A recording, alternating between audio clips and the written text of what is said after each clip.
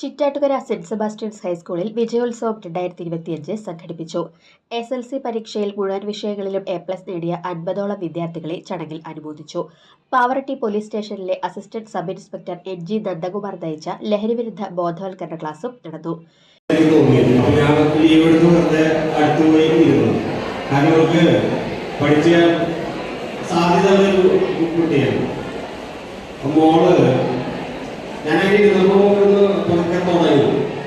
തുടങ്ങിയപ്പോൾ തീരുന്നില്ല. കാരണം മാത്സ് ഒക്കെ അറിയാലോ, എത്ര ക്ലാസ്സുകളുണ്ട് പഠിച്ചാൽ ഹിസ്റ്ററി, ഓരോ ക്ലാസ്സുകളും ഒരു മല പോലെ ഇങ്ങനെ കിടക്കുകയാണ്. എളവള്ളി ഗ്രാമപഞ്ചായത്ത് പ്രസിഡന്റ് ജിയോ ഫോക്സ് ഉദ്ഘാടനം ചെയ്തു. ഈ വർഷത്തെ SLC കൂട്ടുകാരും സുഹൃത്തുക്കളും, ഞാൻ ദീർഘമായ സംസാരത്തിന് മുന്നിൽ ഇപ്പോൾ തന്നെ അനുഭവമായി പോയിരിക്കുന്നു.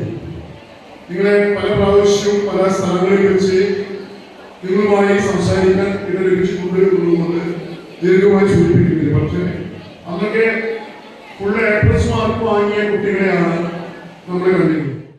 School manager father James Vadakkoot അധ്യക്ഷത വഹിച്ചു. മുൻ വിദ്യാഭ്യാസ ഉപഡയറക്ടർ MK അജിതകുമാരി മുഖ്യാതിഥിയായിരുന്നു.